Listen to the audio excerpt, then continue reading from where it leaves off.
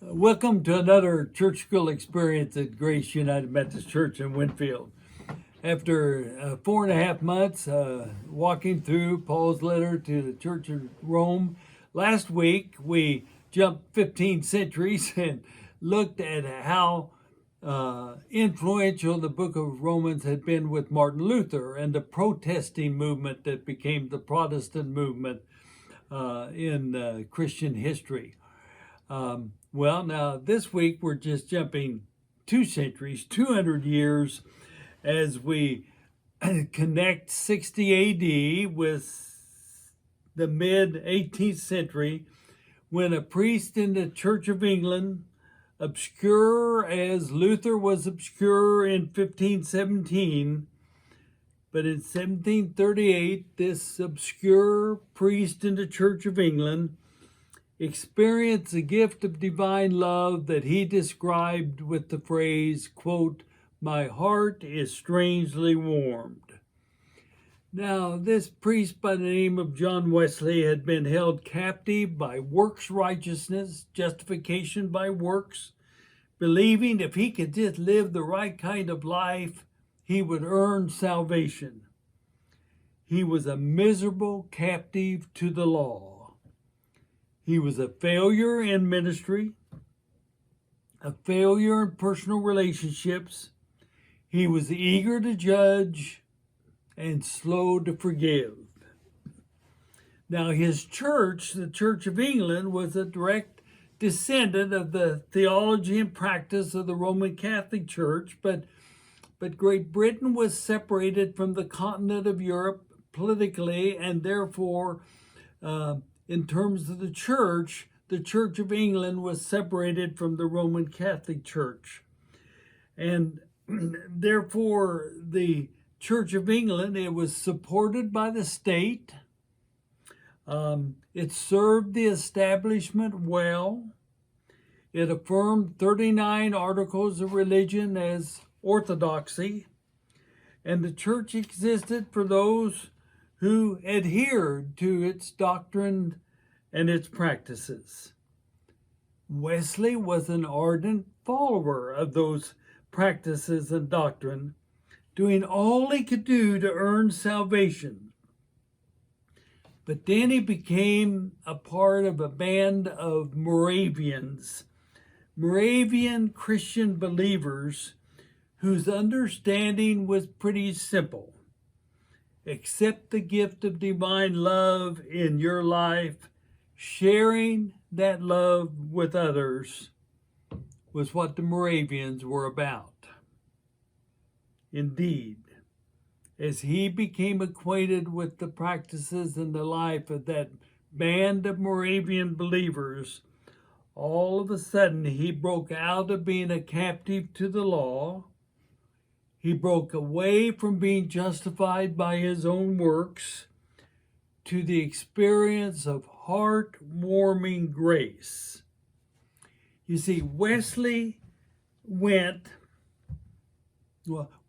conversion, if you will, was from a hard-hearted believer, obedient to the law, to a heart-warmed believer, obedient to love. Now, let me say that again.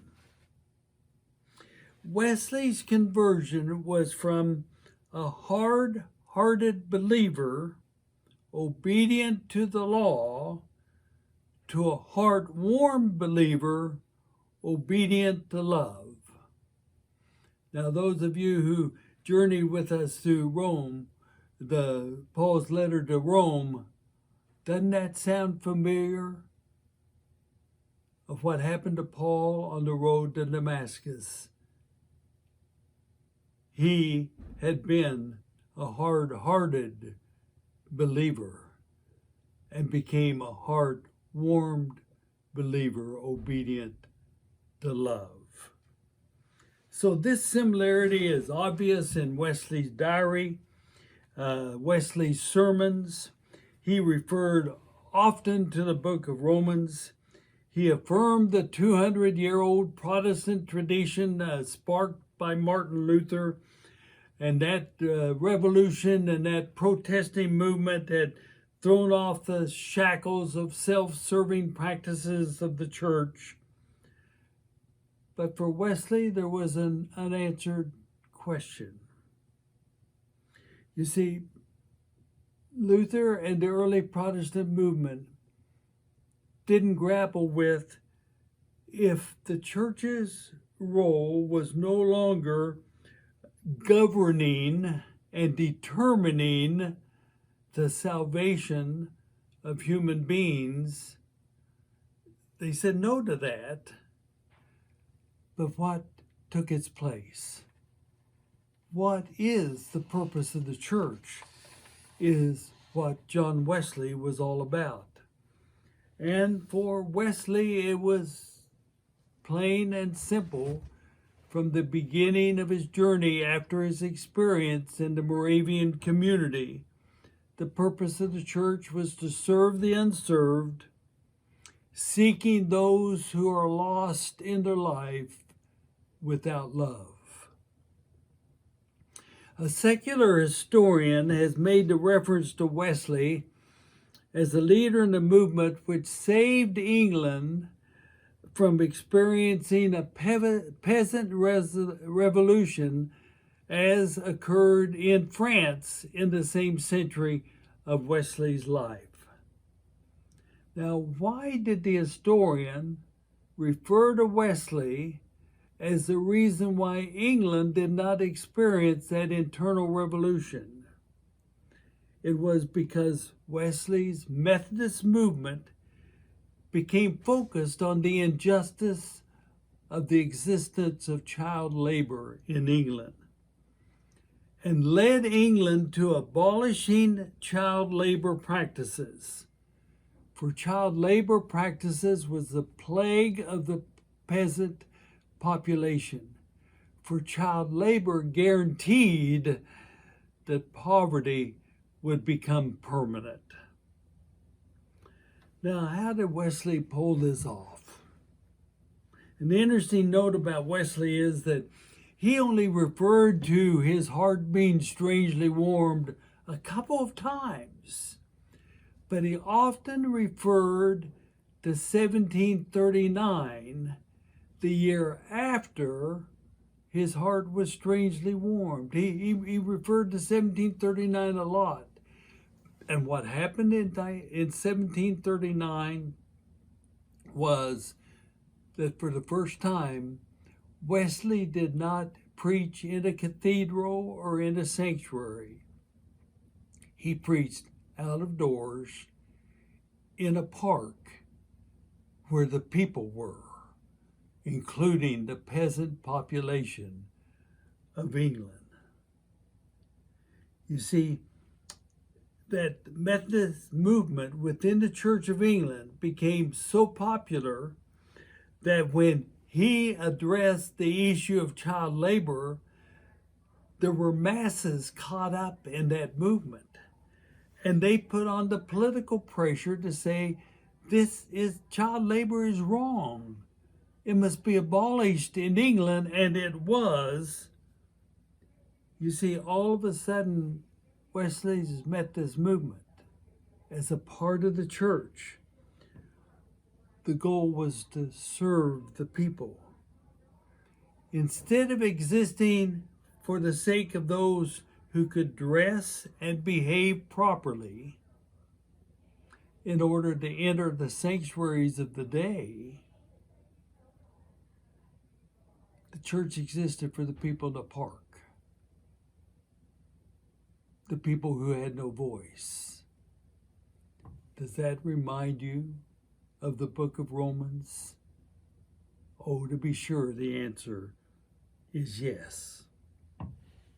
You see, Paul insisted in 60 AD that the purpose of those who followed Jesus was to always place obedience to love for the sake of the other person above all else, never causing another to stumble.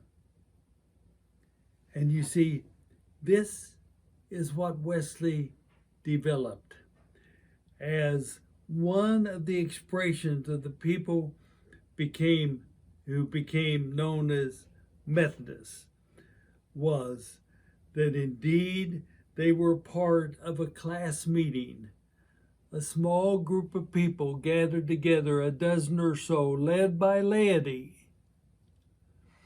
And the purpose of that class meeting was not to cast or experience judgment with each other, but to experience forgiveness, encouragement, when all were welcomed with a warm heart.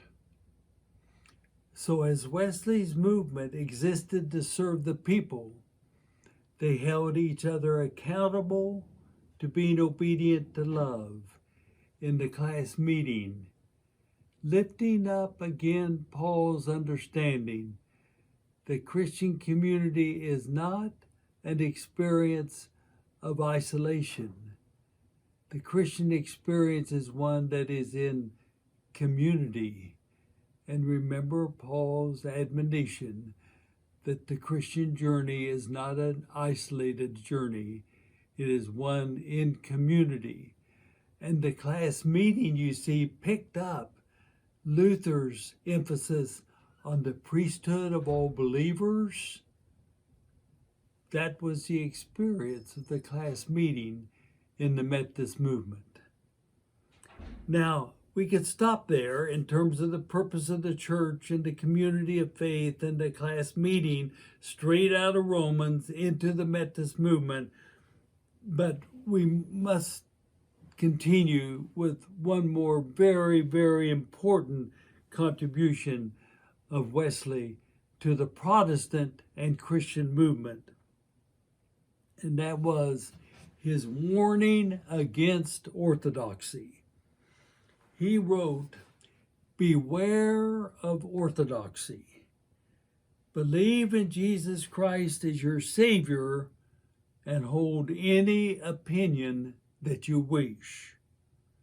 He made clear that orthodoxy, representing the doctrines of the church, were simply opinions of human beings, therefore not essential for salvation.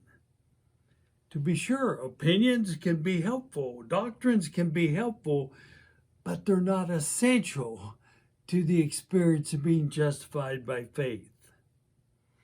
Now, orthodoxy, doctrines, if you will, for Wesley was an outgrowth of justification by works, born and bred in the understanding of faith that is obedience to the law. For Wesley, orthodoxy.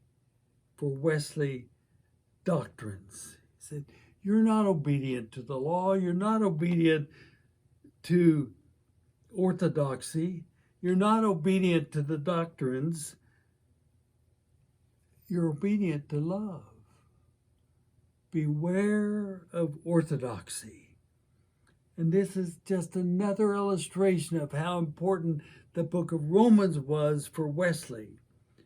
For what did Paul warn against?